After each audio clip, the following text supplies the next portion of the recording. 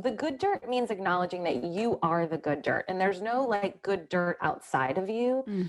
You have everything you need to make what you were born to make. And we often think like, I need the secret, or I need this mentor, or I need this money. But actually, I mean, you two talk about it so much. It's like you're standing on the thing that you need. Like Yeah. the dirt is you. So you have what you need. You're listening to the Good Dirt Podcast.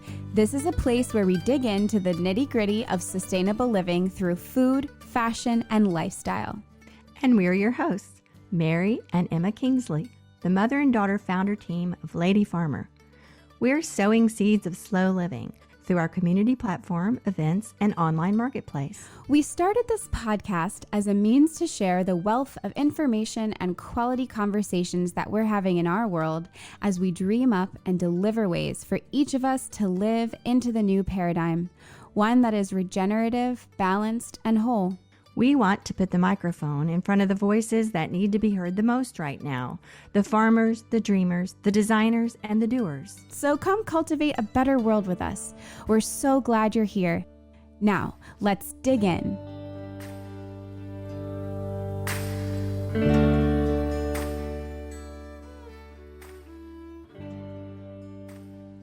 Good afternoon, Mother. Hello, Emma. How are you doing today?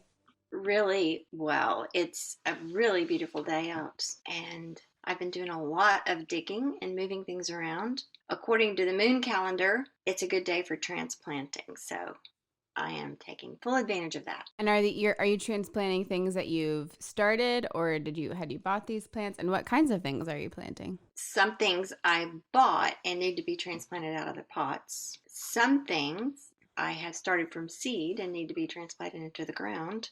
And other things I'm just moving around from one place to another. For instance, I found a spiderwort in the middle of my raspberry thicket. I knew it wasn't going to get any sun this year because the raspberries have grown so much, so I moved it out. They do okay in the shade, but I thought I wanted it to be out where I could see it.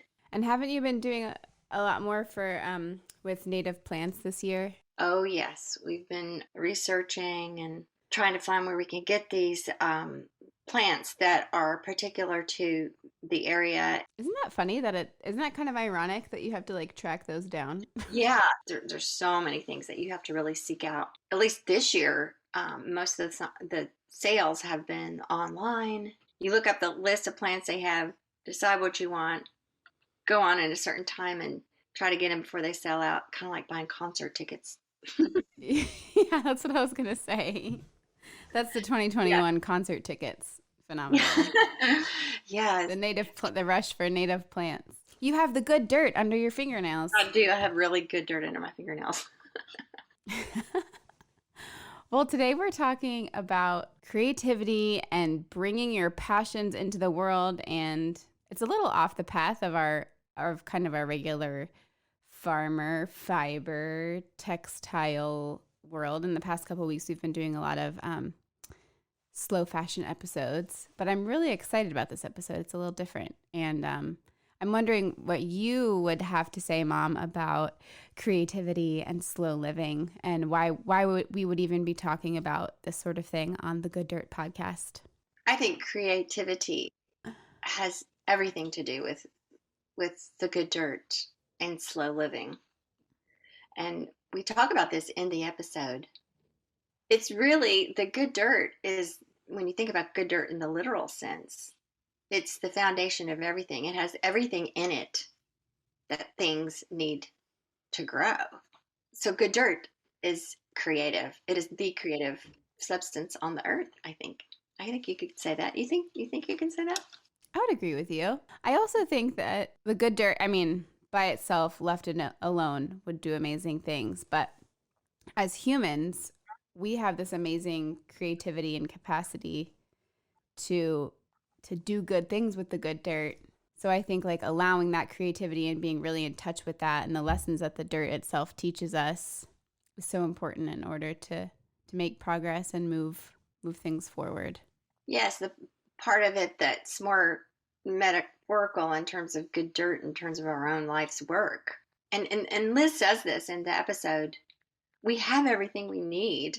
It's a matter of allowing it, allowing things to take shape, and trusting that we do have everything we need. So the good dirt is giving ourselves the space and the time and the consciousness and the awareness to allow things to evolve. And that is slow living as well, I think. Yeah, I think that's beautiful. I would really agree with that. And so, yeah, I guess I'll just explain a little bit more who Liz is and the roots of this conversation. I didn't mean that as a pun, but I'll take it. Yeah. The roots of this conversation. So Liz actually has been a creative coach of mine, and she runs a collective of female identifying, women identifying artists and creatives.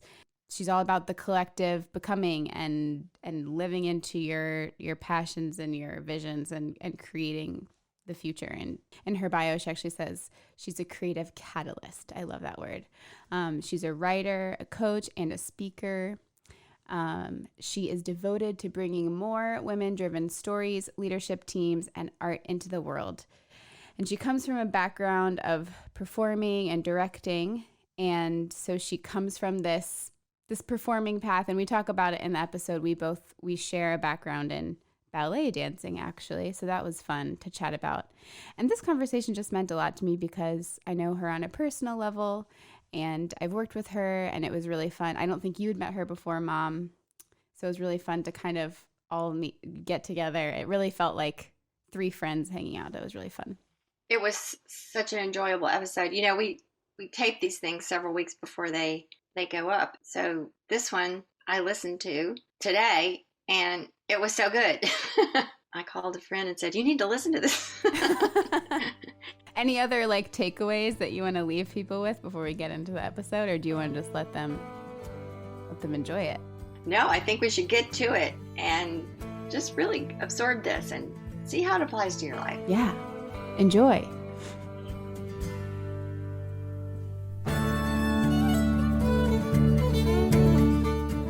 This moment in time, I'm actually in Sydney, Australia, which is not where my home is, but I'm in Sydney.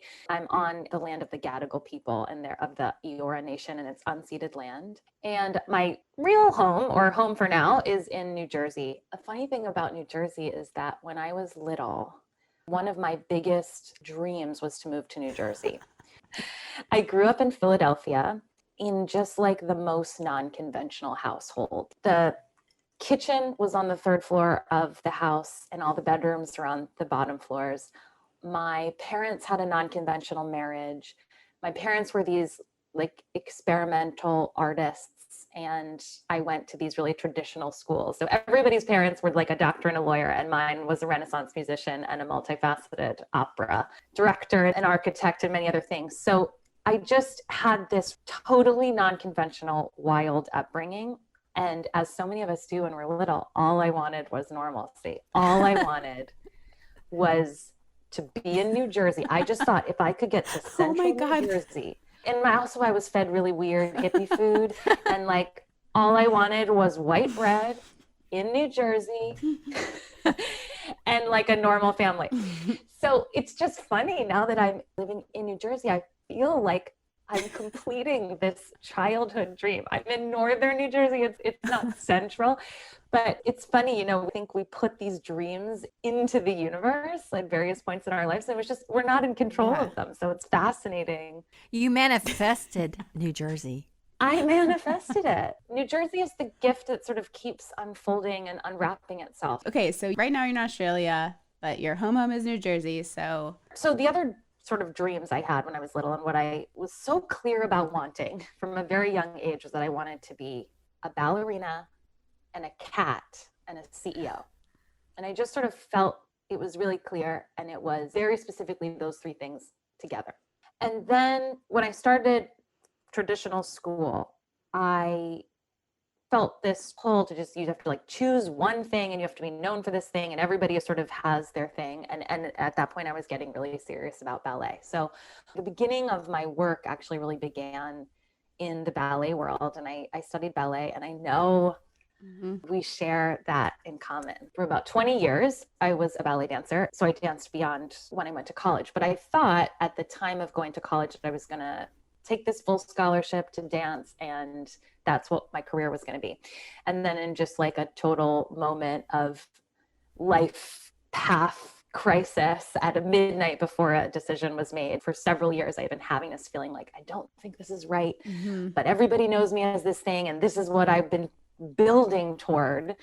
There's also all kinds of things that happen in the ballet world, as I know you know, that really messed with me psychologically. And I'm really grateful that I had the force in my teenage years. I did not have a lot of foresight, but I did sort of start to sense that it was really wrecking my relationship with my body. And I couldn't articulate it at that time, but both my body and my mental health were so compromised. And not that we couldn't figure out a way around that, but especially at the time that I was training, there was like zero awareness around that. And it was just like everyone dealt with their own private mental health and body challenges, but we weren't talking about it in training young artists. And so I was really suffering. So luckily, I just had this voice inside me that was like, this isn't right. And so I listened to that voice, was super curious about theater, and so ended up going to school for theater, and I became an actor and a dancer and then a director for about the first decade of my career.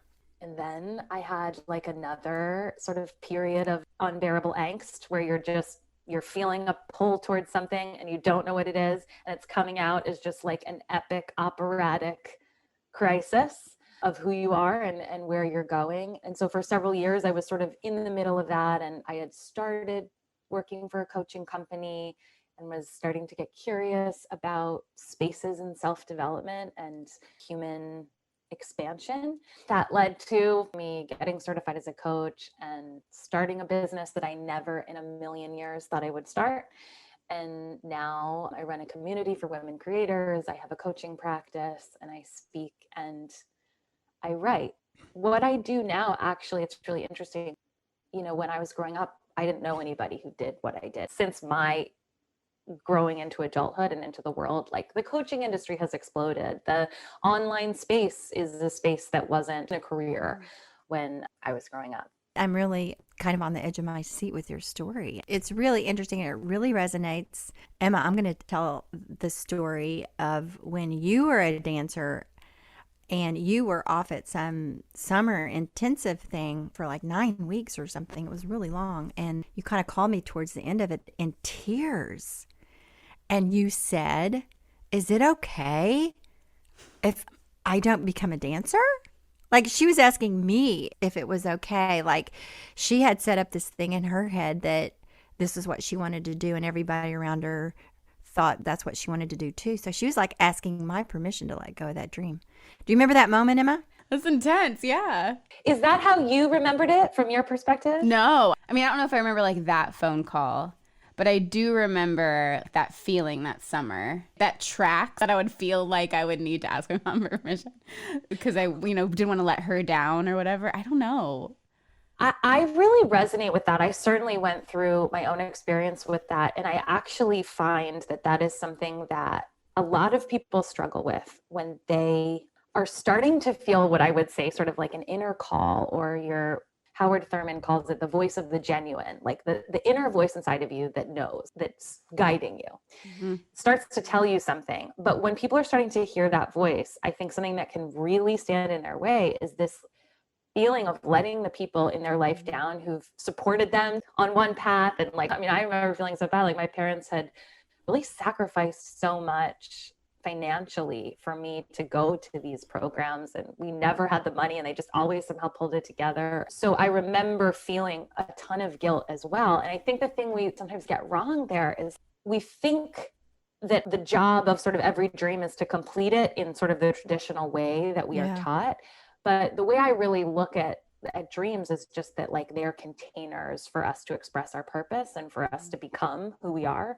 So sometimes you only need the dream to a certain point, and you evolve as much as you need, and you get what you sort of came from that particular project, and then you move on to the next one. But it doesn't mean that it's not part of who you are, it wasn't a waste. And I think our teenage selves sometimes are thinking like, oh my gosh, I'm letting everybody down. Oh, I think that's so valuable. It's just part of your gestation as a person, as a soul. It's just, and you learn things within there and you develop certain skills while you're there, but it doesn't mean it has to be the end game. And it doesn't have to be who you are. I think that's where the culture just like slabs on all this pressure, like go for your dreams, don't give it up, and all this. And, which is true. It's absolutely true. But I listened to your TED Talk and you put it very well there. And I think you're kind of saying the same thing here. It's listen to what the dreams have to tell you for now. And it doesn't mean you can't take a left turn or a right turn. Yeah. And I think that we can be put under so much pressure of that narrative that I am this, I am a dancer, I am a founder. We get really attached to these identities. And I think something that has really liberated me, I still use those titles because it helps the world enter our work and understand who we are. But something that has really helped me is like our souls, the real work we've come to do and the gifts we've come to offer can come out in all kinds of different ways. And actually, I believe they're going to come out in whatever we're doing. So of course we can find the containers that are like inspiring to us and interesting and how we want to spend our days. But the purpose is much bigger than like those titles. So something that a lot of people I work with struggle with is how to make space for all of those parts of who you are. And my answer to that is we need all of those parts of who you are, even if right now you're using a particular title or expression. Yeah.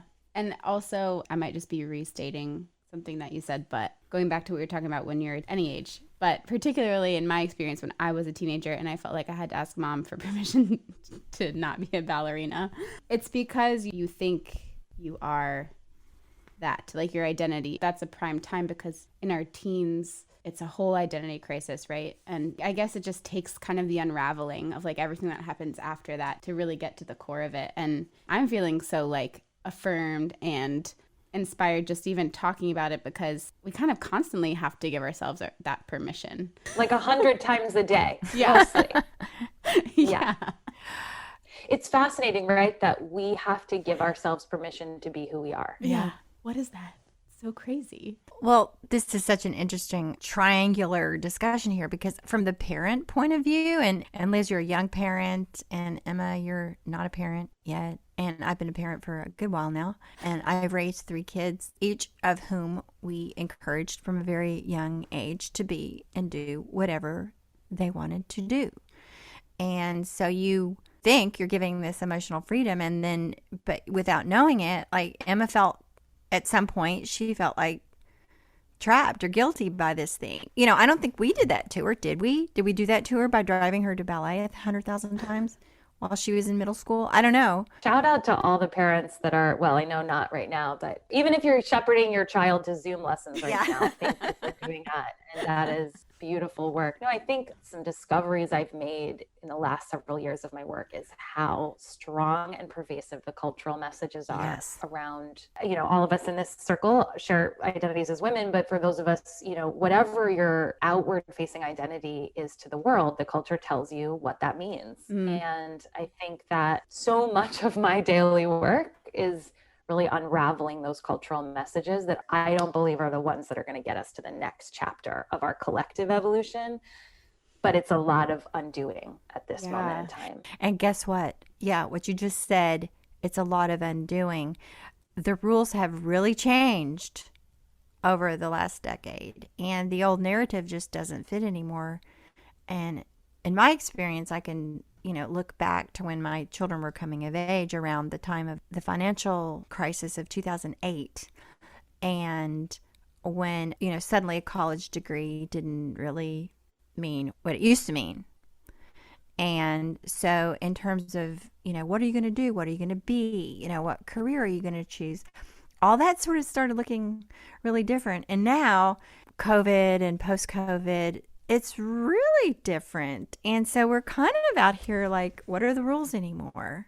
And, employment versus career versus dreams and passions and all that, does that all even go together anymore? I don't know. I think I don't know is the right approach. I really think we're in a new gestation phase right now. Yeah. I mean, you use that word like, and there's so many fascinating metaphors between the creative process and process of how living things evolve. And so I think we're in that primordial soup moment. The new rules are not in form yet. We're all sort of making them as we go. So I think it's like an extraordinarily exciting time to be alive, and also challenging, because what we're still running on in our nervous systems are the old rules, even if most of us, they weren't written for us. Yeah, we've just sort of absorbed them, and we don't even know that they're there sometimes because they're so like deeply programmed. Absolutely.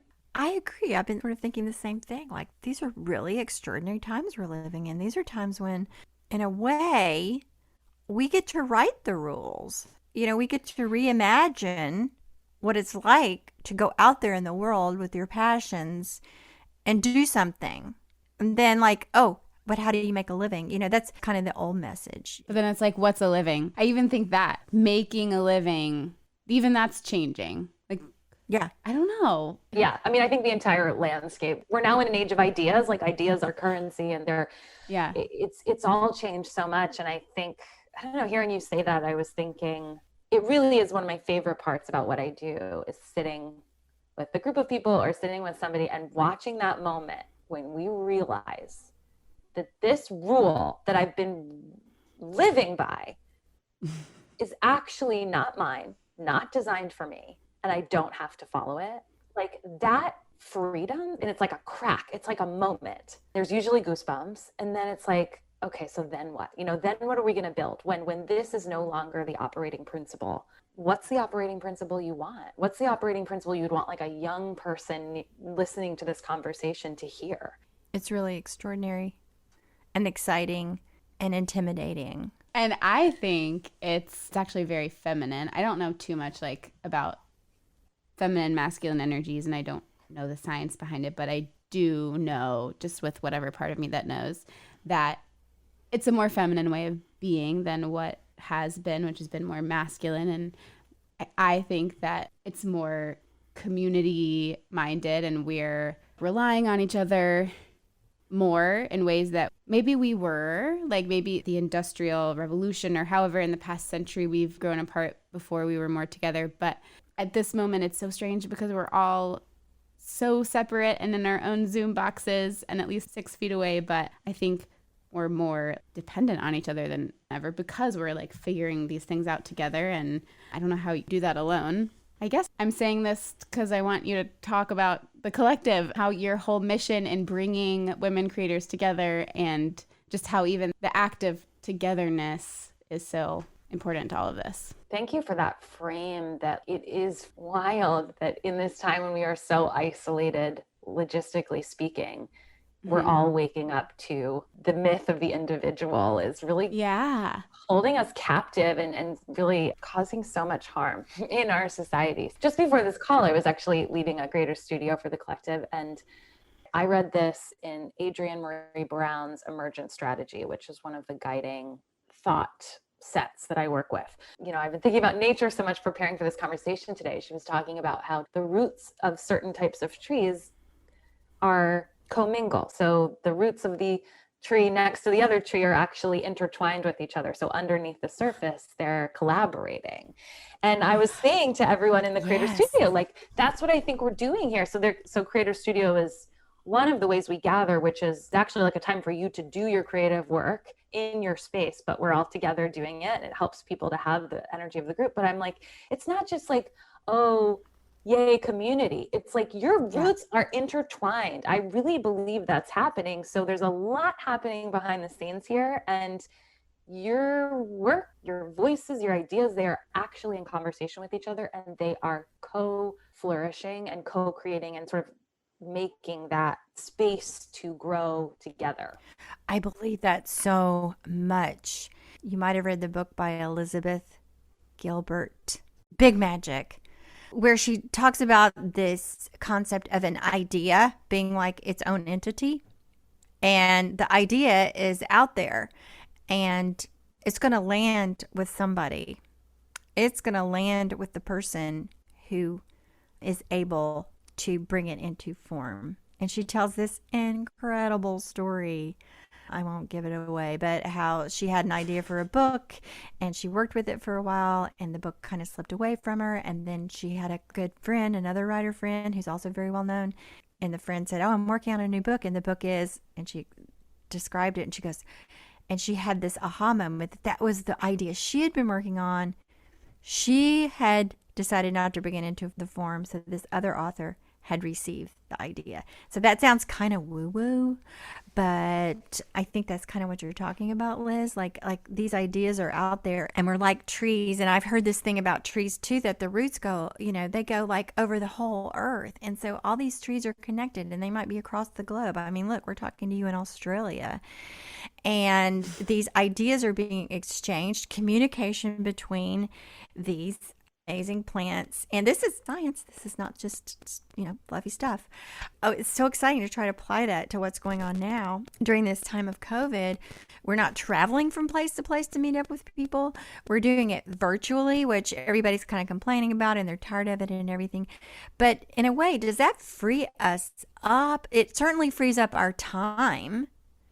It gives us more time maybe for imagination, maybe more time for reflection about what's going on. I know for me personally, like the time that I have gained from not driving to meetings or, driving here and there to meet up with people. I know COVID is really rough in many aspects, but the gift of time and the gift of not having to be physically present for everything you do has been really big, and I think has been a real boon to my own creativity. And I also think we've been forced to think about time differently because of so much unknown. And I think it's been part of the shedding of I would call it patriarchal kind of productivity rat race. It's kind of been an opportunity to step back from that a little bit. Yeah, I mean, I think like you're saying, Mary, people are complaining about what this is doing to us. And I really am here for that because I think there are so many challenges. Yeah. But it is also requiring us to get comfortable with feminine principles of fluidity, like time fluidity and uncertainty and mystery. And as you're saying, Emma, like we need both energies. We need the energy of the masculine and the feminine. And those are not energies that are restricted to gender by any means. They're just two ways of talking about the opposite forces in our lives. And we've been so wildly out of balance. Yeah. And I certainly think that this time is helping people realize the need for that, what we might call feminine, more fluid, more expansive, more undefined. And what I would argue too is more natural. It's nature. It's nature. It's good dirt. Yeah, good dirt. Right. All these things you all have been saying for years now. It's like, hello.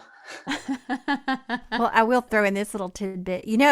Time as in the 9 to 5 and hours on the clock and everything. That was really kind of invented with the Industrial Revolution as a way of like maximizing productivity of humans in a task. They got to get to the assembly line at the same time or it won't work. And you have to have a way of measuring the productivity. So, and that is an extremely prevalent example of the, patriarchal structure of the way a society works. And people are still working, but a lot of that business has been removed. That structure was built by men. Yes. And it is more harmonious with a male hormonal system. Yeah. So for years, I was like, all these women were just complaining of the same things over and over in their creative practice. And it was like, they tried to do this entrepreneurial habit structure, whatever is sort of told to you to do on the internet. And they're having trouble with procrastination and they're feeling the imposter syndrome all day. And so I just was hearing this like over and over and over. And I was like, okay, if every woman I know is in some way struggling with the same thing, this is not her. This is the ecosystem that grew her.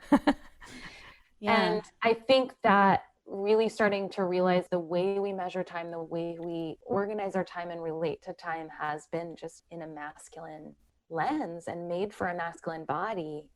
What a space of exploration we now as women get to do. What do we want? What does your ideal creative day look like? What does your meeting structure look like?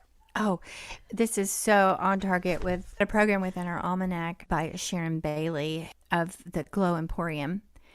And she was talking this exact same thing, how our entire system, economic system, is based on the male physical hormonal rhythm, which is a 24-hour day. Yeah, I just learned this. It's 24 hours is the male hormone cycle. That's crazy. Right. And ours is a month. Ours is Yeah. the lunar cycle. Yes, and she's coaching women in this whole, like, get to know what your cycle is, your productivity cycle. Yeah. And it is so rich and so awesome. And we had a bunch of women there at this program that were like, oh, wow.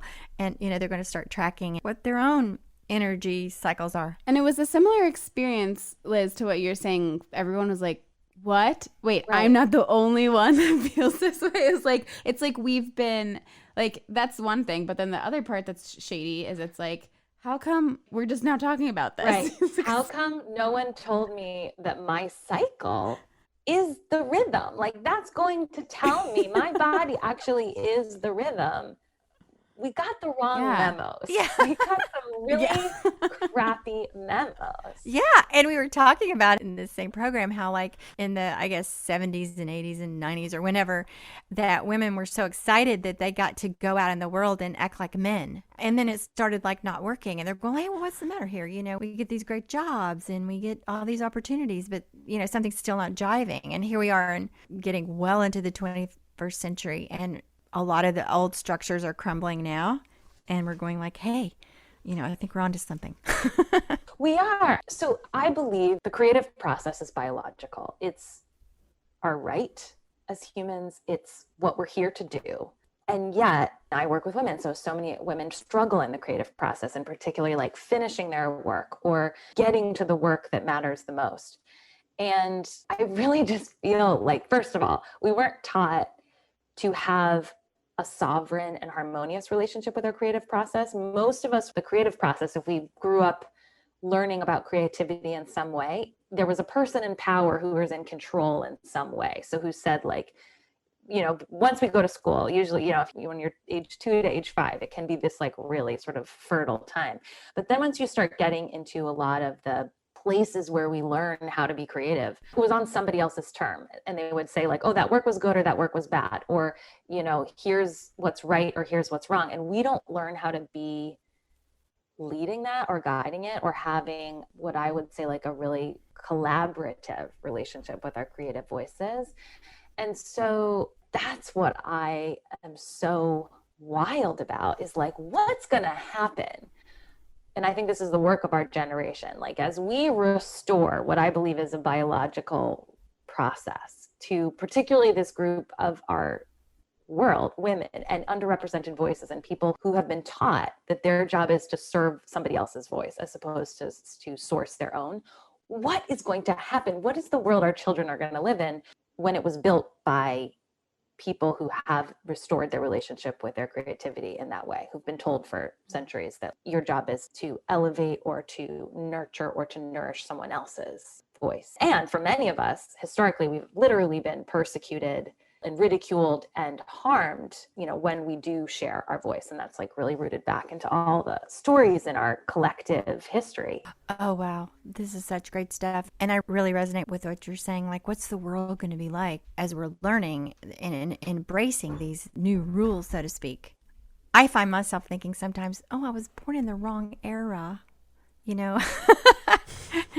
Here I am, 2/3 the way through my life. I'm in my 60s. Hopefully I have another good 30 years left, like my parents. But it's so exciting to think of what's to come and where this is all going to go. I mean, it's just really thrilling to me. I sort of struggle with the feeling and I kind of missed it.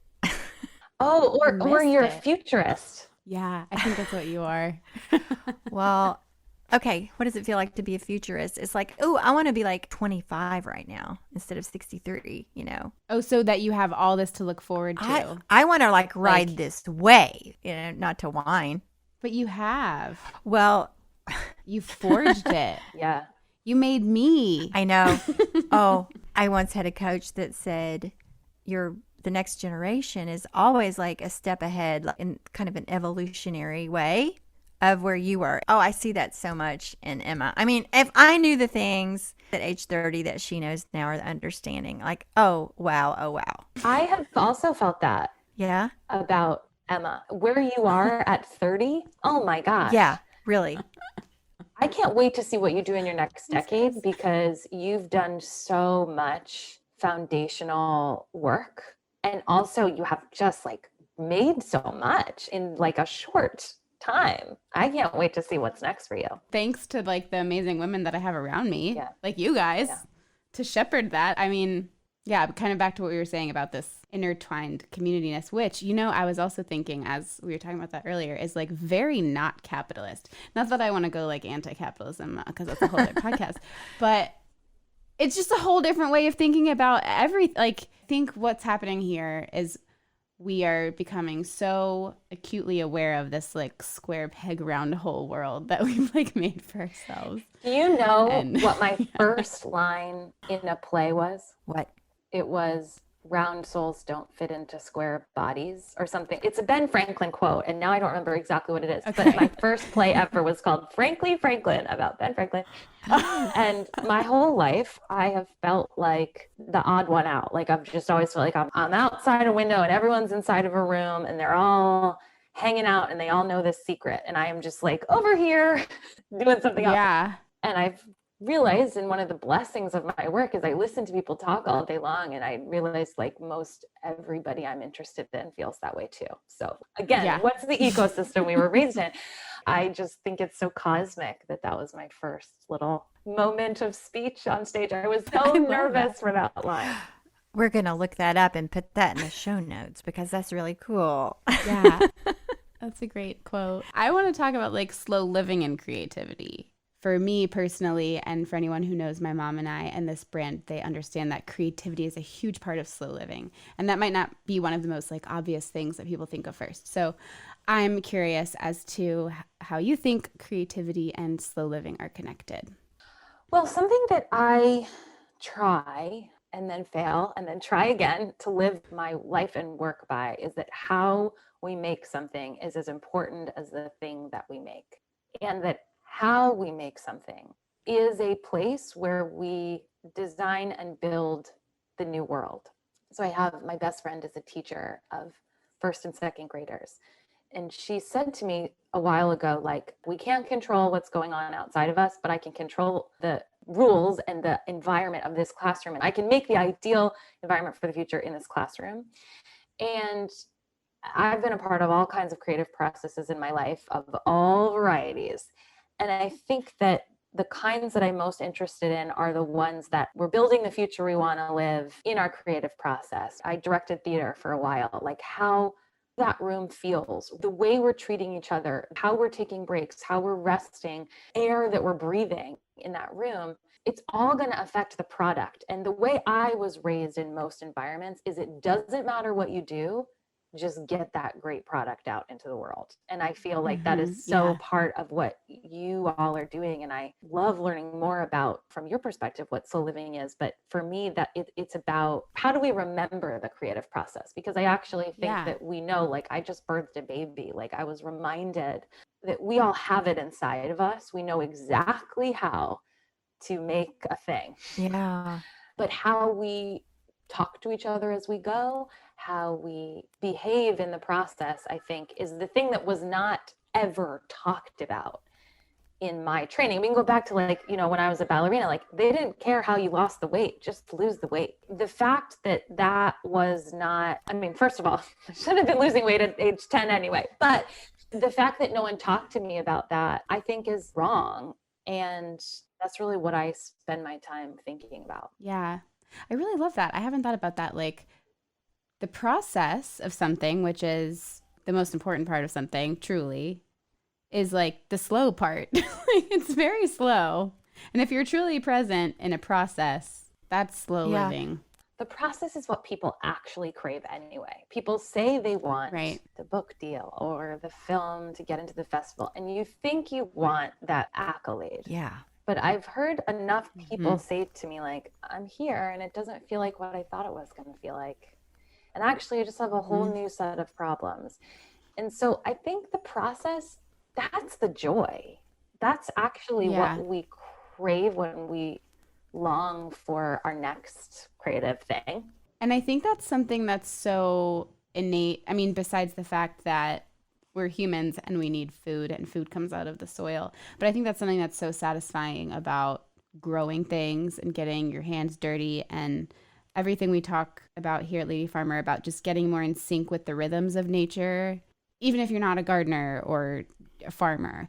But just like recognizing that as the days get shorter and it gets darker, you might like live a more hibernated kind of life. And it might, just rhythms of life as nature tells us to live them that we have grown so far away from. So, and just talking about sustainability, like I'm really interested in how people can create sustainable paths in the creative industries and not these paths that have seen so many people. And we'll go through periods of burnout, and that's a whole other conversation. There's great work being done around burnout right now, but I don't really care if you make something amazing, but you've sacrificed your body and all of your relationships to make it. I mean, actually, I care. I think it's harming all of us. Yeah.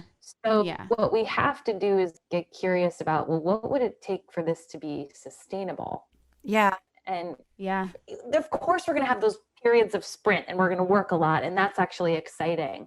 But I grew up with two parents who were artists and arts administrators. Their bodies and our household took the hit because they needed to just get the shows up and make the money. And they were doing the best that they could. But, if we're all here to evolve our parents' stories and the stories of our lineage, like, okay, that's the environment we grew up in. But every time my mom would finish a week of concerts, she would say, I cannot wait for this to be over. Her concerts would happen on the weekends, and she would say, I just got to get through the weekend. And I'm not throwing my mom under the bus. Like, she loves her work. She's been a professional musician for 30 years. But I remember thinking, what is it about what's going on here that is making her not even want to be in the moment that she's in? And I think it was because she was also raising the money and, like, in the early days, setting up the chairs. And that's, we have to cultivate that hustle. But I also think that no one gave her permission to say, like, no, actually, you as the artistic director of this ensemble, your well-being matters too. And there's the phrase, the starving artist. Isn't that telling about the cultural messages? Yeah. There's just so much packed into those two words. Like, if you want to be an artist, which is, a creative person, that is not going to sustain you. You will starve. The lineage around that is really deep, and artists have suffered in so many ways. So I think, we are inheriting a culture of suffering. But I also think this generation is really decided that the starving artist is not working out. And so, this part of my career began because I was like, I have all of these degrees in the arts and no one taught me, A, to have a relationship with my creativity, B, to have well-being, and then C, to the other part of my work is really to, like, run a business, because you run a business as a creative, and that's part of the sustainability part, that it's actually okay to think about, how am I going to sustain here? It's actually necessary. Thank you for saying that. It's so crazy how groundbreaking that is. And I'm going to be really honest here, because it's like, I can sit here talking about it all, and it's like amazing to talk about. I encounter this every single day as the owner of a business, honestly, because every day I see myself, oh, well, let me just work several more hours, because that's how, like, I can sacrifice myself so that we can get this landing page up or whatever it is. Right. And, I have a little team, and I've seen myself ask them to work more or to really compromise or go against the things I'm telling the women in the collective. And I have to check myself and be like, what patterns are you repeating here? We were not born to repeat the patterns. We're born to evolve them. And I can't tell everyone else to evolve them and then not do it myself. Running a small business is hard, as you two know. Girl, you're talking to the choir. La, la, la. Yeah. Slow living. Step one, right, is awareness, right? And thank you for your honesty. And I mean, in the same boat, and being honest with yourself probably is the hardest thing to do first. And we are just like this little baby. We're getting her on her feet, but I don't know. The next step is like us and figuring out how we're going to make it sustainable. My head's about to fall off over here because I'm nodding so much about everything you're saying, Liz. What does the good dirt mean to you, literally or metaphorically? I love metaphors. So thank you for the question. I'm thinking about this in two ways. The way I often think is there's sort of the really micro granular level, and then there's the larger level. So on a micro level, I'm thinking about good dirt as what are the conditions that you need? Because in the creative process, we can't control the plant. Wow. But we can control how much water we're giving it and, where we're putting it in the room. So sometimes when I'm working with people on their creative processes, it feels so basic. It's like, well, where do you need to sit? Do you want to walk first or do you want to write, in the mornings or the afternoons? And it can feel like duh, but that's really all we can control is the conditions of the room, how you're going to talk to yourself as you do it, when you're going to do it. So I think of the good dirt as like, what are those ideal conditions? Who are you surrounding yourself with? And then I also think that really the good dirt means acknowledging that you are the good dirt and there's no like good dirt outside of you. You have everything you need to make what you were born to make. And we often think like, I need the secret, or I need this mentor, or I need this money. You need the money to make the thing sometimes. But actually, I mean, you two talk about it so much. It's like you're standing on the thing that you need. Like the dirt is you. So you have what you need. And then when I look at it collectively, I think, how are we making good dirt for the voices that have not been represented and allowed to flourish now get to sing and shine and be the stories and the voices that shape our future? And I think we can think about that in classrooms and in boardrooms and in any community that we're in. How am I making good dirt for the voices that matter the most right now and the voices that we haven't been hearing from for hundreds of years? Such a good answer. So Liz, I also love to hear people kind of leave us with what they most want people to understand about the work that they do. Yeah, I think I just said it. Yeah. There's no secret formula other than you. And that's sometimes the hardest thing to remember. You mean I'm not missing anything? I don't need like a certification? Oh gosh. Well, you're talking to a real obsessive course learner is one of my top strengths. I'm like a moth to a flame. I'm also a moth to a flame. And like, I'm that person who at the grocery store, like when we used to go to grocery stores, like if or in Sephora, I'm in the line. By the time I get to the cash register, I've picked up 10 things on the way because it's like every marketer's target. But really, in a lot of ways, the way we're still marketing is we're marketing to a myth that you're broken. And that's what I think the field of marketing has such an interesting question ahead of them, because it's like, how do we stop doing that? And still, we make things and it's part of the process to make things and give them. Like if everything really is a gift, like that's our job, we have to market things. But how do we stop marketing things, reinforcing this thing that has caused so much harm to so many people? I am broken. I need this product to be whole. Like we are whole. When I first heard that in my coach training, I remember the day they said, one of our values is that you are whole and simultaneously moving towards your next wholeness. And it blew my mind. I was like, wait, I'm whole? I couldn't believe it. It was like somebody hit me over the head. And I think I'll spend my lifetime every day, like 100 times a day, remembering that I'm whole. And everything is just an exploration of the next kind of wholeness. We had this discussion on our podcast about the beauty industry and beauty products with Melitza Mowry. And she said the exact same thing. Like the whole industry is based on like, you're broken, your beauty needs help. You need help being a beautiful person. So here are a gazillion products that you need to buy. It's the same in the self-development industry. I mean, I am such a consumer of it. And also, I don't really believe in self-help because, again, you don't need that course or you don't need that book to make you whole. Now, they can be guides. We need guides. And I think that's really important. But there is a shift when whatever the guidance or product is given to you, not as answer to, what's cracked in you. Yeah, it's all about like seeking the fix. Yeah. We're a whole culture of like, we want to fix our weight. We want to fix our skin. We want to fix our career. We want to fix our relationships. Everything wants to be fixed. And going back to the principles, it's not feminine. Like we don't actually want to be fixed. My husband, that's the way his brain works sometimes. Like I'll have an issue and he'll be like trying to solve the thing. And I'm like, I'm not in a solving place. I actually am not in a strategy fixing moment. And it's a big revelation to say, I'm not asking you for an answer right now. I'm just like talking.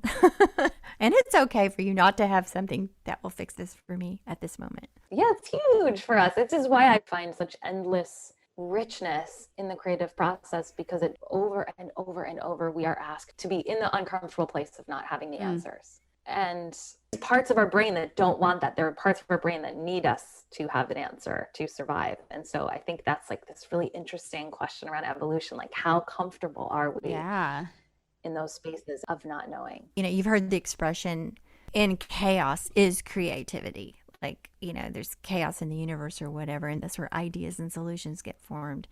And when you think about the evolution of humans, they have problems and things they need to fix. And, you know, humans are ingenious and we come up with great solutions. And you think about the wheel, think about fire, you know, think about the fork, think about things that float on the water. I mean, like, you know, for eons and eons, we figured out these problems to things that were difficult.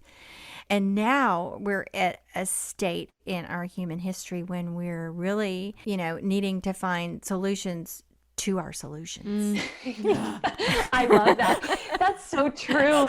It's so true. Yeah. As you were talking, I was thinking about going back to slow living. I think I'm feeling more and more with the way that the internet works in the digital age. You know, the creative process has been so sped up. Like, you know, if you're making an Instagram post, you do experience a complete creative process in that moment. Like, you do go through the fertile void. You don't know what you're gonna do, and then you make it, and then you shape and polish it, and then you put it out there, even if it's like super sped up. But because most of us are doing that now on a daily basis, multiple times a day, I feel like it's missing some of the gems of what it really means to be in process. We're not getting enough time to be in that messy place, which can sort of do crazy things to our mind. And it's making us more and more uncomfortable with longer creative processes. Like, people just have a harder time writing a book because like they're used to just getting that quick hit of affirmation right away. And so, you know, that's part of my slow living, is returning us to a process that is longer. There is less feedback in that kind of quick hit internet way right away. Yeah. Back in the 90s and the early 2000s, when we were still living in Georgia, and I had and still have a very good friend. She's Bonsart on Instagram. Lynn Felton. She's a wonderful painter. We would talk on the phone a lot. That was back when you pick up the phone and call your friend. You know, you didn't have to text and ask permission if you could call. You just called. Anyway, we would call it. We would talk about, like, how is this going for you? How's your painting going? She'd say, how's your writing going? And we would talk about our process and how we were structuring our day. And we would always say something like, this is my process from now on. And of course, it would last like 2 or 3 weeks or whatever. But I mean, we were talking like this for 20 years. And we laugh now. We used to say, you just need big, wide time. You just need a lot of time to really spread your wings and do your creative thing. And it's not the book or the painting that comes out at the end of it, like you were saying earlier. It is like being in the process. And when you get there, oh my goodness, when you get there, when you're really in the process, you're really in the zone, what a thrill, what a joy. I mean, and you're so right when you say we don't give ourselves time to like be in that zone anymore. That is the reward. And I've written a few books, and I know that it does take a long, long time. I've had an idea for a novel that takes 10 years to develop or whatever. And then you write the thing and you put it out there and not much happens. That's kind of really okay with me now. You know, it's okay. I don't have to be like, you know, famous author. You don't have to be like a starving artist to like understand this space. Yeah. And I mean, it can happen cooking, and it can happen like caring for your child. I mean, you don't have to be making a piece of art. This is the human thing. Yes. It is being human to discover that. Well, I feel like this has been a big old therapy session for me. This has been really, really awesome conversation. Liz, I think we're going to have to revisit these things again somewhere down the line. I'd love a part 2. And I just want to honor the two of you. I love that you are a mother and daughter team. I am so interested about making art with our parents. I made a show with my dad last year, and I want to know everything about what it's like for the two of you. It's really so beautiful what you're doing. We could talk about that on our next podcast. I can't wait. Thank you so much for being here, Liz. This has been so wonderful, and I can't wait to talk to you again soon. Thanks for having me. Thank you, Liz. Bye-bye. So, Emma, What are you going to do with all of this great stuff we talked about today? What am I going to do with it? Well, I guess I'm going to take a minute to remember when I start to get frustrated that, what does this say? We're already whole. I already have it all. That's helpful. It's all inside me. And really, too, I mean, something that I just need to remind myself 20,000 times every day is that it's all about the process of it. It's not, I truly believe that we don't actually want to get to where we think we want to get. We want to do the thing to get there. That's the part that's enjoyable. And if you aren't present, if you aren't slow living, if you aren't mindful as you do those things, you just miss that part. And then you get to the thing you think you want and you're like, where did it go? So I want to hang on to that new sense of time that has been a part of the COVID year. We talked about that in this episode, that time has taken on kind of a different meaning, framework, and I want to hang on to some of that. I want to hang on to some of that realization because I think it's been really, really helpful in my own creative work. So I would urge other listeners too to think about the last year plus now and how your experience of time and your day and the things you are able to do that maybe you didn't have time to do before, or things have restructured. What do you want to take forward from that and make it a more permanent part of your life in a post-COVID world? absolutely. And if you are new around here, welcome. This is The Good Dirt with Mary and Emma. We're a mother-daughter team, and we run Lady Farmer, which is a sustainable lifestyle brand, and we have an online marketplace. We have an online community called The Almanac. It's currently closed for enrollment, but sign up for a newsletter and just stick around, and you'll know when we open up for enrollment. We'd love to have you. We're here every Friday. We drop new episodes about slow living, regenerative living, creativity, all the good things for all the good dirt. And if you enjoyed this episode, share with a friend. We appreciate it. Thanks, everybody, and we will see you again next Friday. Bye. Goodbye.